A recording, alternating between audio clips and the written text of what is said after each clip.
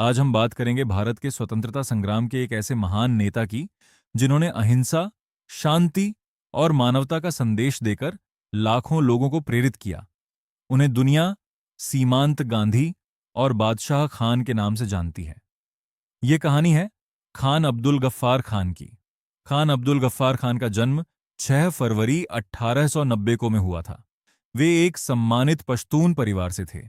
बचपन से ही उनमें नेतृत्व क्षमता, साहस और समाज सेवा की भावना दिखाई देती थी। उस समय उनके क्षेत्र में शिक्षा की स्थिति बहुत कमजोर थी। गफ्फार खान का मानना था कि समाज की प्रगति के लिए शिक्षा सबसे जरूरी है। इसलिए उन्होंने लोगों को शिक्षित करने और जागरूक बनाने का अभियान शुरू किया। उन्होंने कई स्कूलों की स्थापना में योगदान दिया और लोगों को आधुनिक शिक्षा अपनाने के लिए प्रेरित किया। उनका विश्वास था कि ज्ञान और शिक्षा से ही समाज की वास्तविक उन्नति संभव है। समय के साथ वे सामाजिक कार्यों से राजनीति की ओर आए और ब्रिटिश शासन के खिलाफ स्वतंत्रता आंदोलन में शामिल हो गए। इसी दौरान उनकी मुलाकात से हुई। गांधी जी के सत्य और अहिंसा के विचारों ने उन्हें गहराई से प्रभावित किया। उन्होंने भी अहिंसा को अपने संघर्ष का आधार बनाया। ये उस समय बहुत बड़ी बात थी, क्योंकि पश्तून समाज को अक्सर योद्धा और लड़ाकू समुदाय के रूप में देखा जाता था। 1929 में उन्होंने खुदाई खिदमतगार आंदोलन की स्थापना की। इस संगठन का उद्देश्य था लोगों की सेवा करना, शिक्षा फैलाना और अहिंसक तरीके से ब्रिटिश शासन का विरोध करना।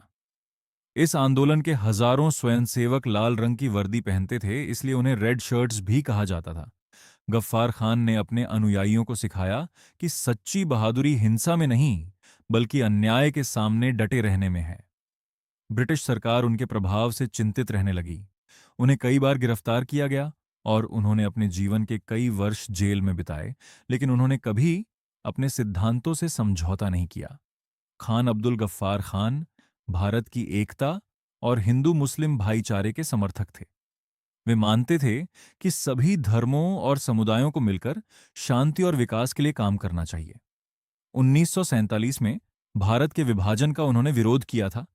उनका मानना था कि विभाजन से लोगों के बीच दूरियां बढ़ेंगी। हालांकि विभाजन के बाद उनका क्षेत्र पाकिस्तान का हिस्सा बन गया। इसके बाद भी उन्होंने अहिंसा, लोकतंत्र और मानवाधिकारों के लिए अपनी आवाज उठाना जारी रखा। पाकिस्तान में भी उन्हें कई बार जेल और राजनीतिक कठिनाइयों का सामना करना पड़ा। उनके जीवन भर के संघर्ष और मानवता के प्रति समर्पण को देखते हुए भारत सरकार ने 1987 में उन्हें देश का सर्वोच्च नागरिक सम्मान प्रदान किया। वे उन चुनिंदा गैर भारतीय नागरिकों में से एक हैं जिन्हें यह सम्मान मिला।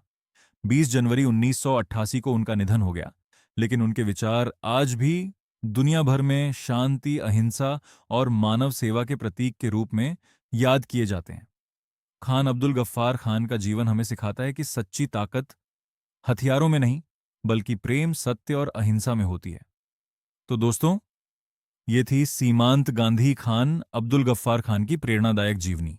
अगर आपको ये वीडियो पसंद आया हो तो लाइक करें, शेयर करें और चैनल को सब्सक्राइब करना ना भूलें।